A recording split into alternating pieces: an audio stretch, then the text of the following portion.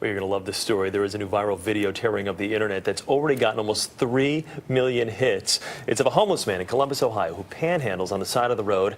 He carries a sign that says he's fallen on hard times and has a God-given gift of voice. Turns out it's exactly what he does have. When you're listening to nothing but the best of oldies, you're listening to Magic 98.9. Thank you so much. God bless you.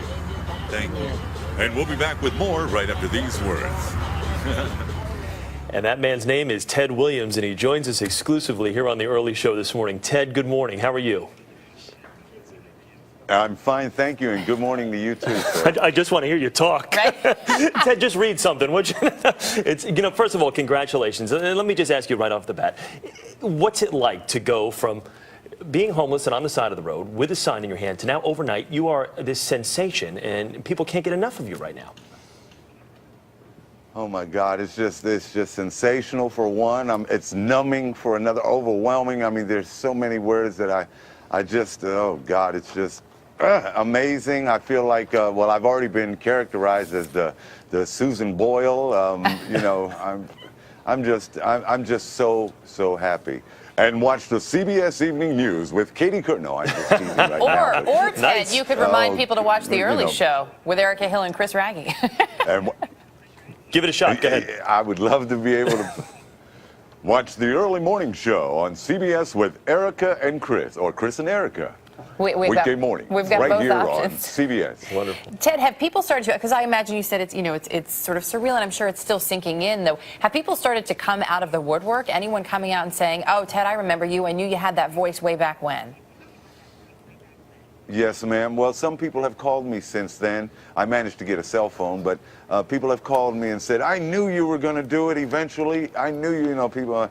My mom is just really, I'm going to be going to New York hopefully this afternoon, and please, I apologize if I'm getting a little emotional. I haven't seen my mom in a great deal of time since then, but she doesn't believe it. She's 92 and she lives in Brooklyn, and I was born and raised in Brooklyn in the Bedford-Stuyvesant area, right around Bergen and Buffalo, Atlantic Avenue, Flatbush, and that area.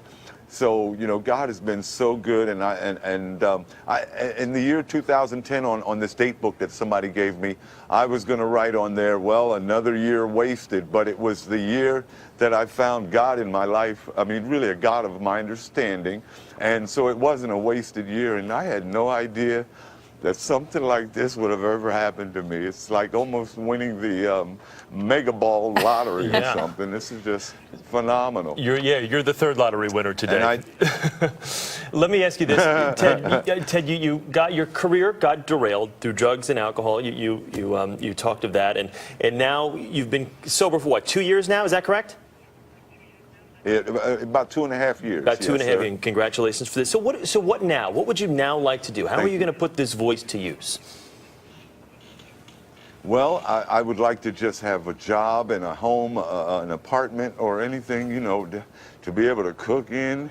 I'd like to, just get my life in a responsible area of a 53-year-old man, a tax-paying citizen, and try to put some of my bad memories and everything. Well, I'm not going to forget where I came from, but I just want to put some of that on the back burner and continue with my life, whatever is left to live, and hopefully, like I said, I was holding that sign with the hopes or the wishful thinking that somebody was going to ride by and say, hey man, I got an internet radio station that could possibly use some production work or something.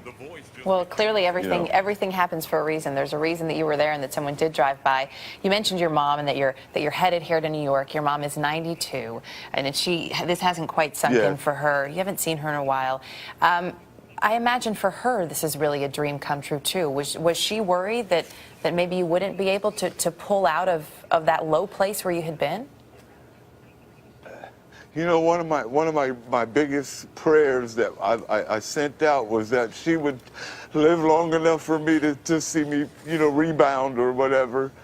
And I guess God kept her around, and He kept my pipes around, to maybe just have one more shot that I would be able to say, Mom, I did do it before. I might pass away before her or whatever, but my dad didn't get a chance to see this.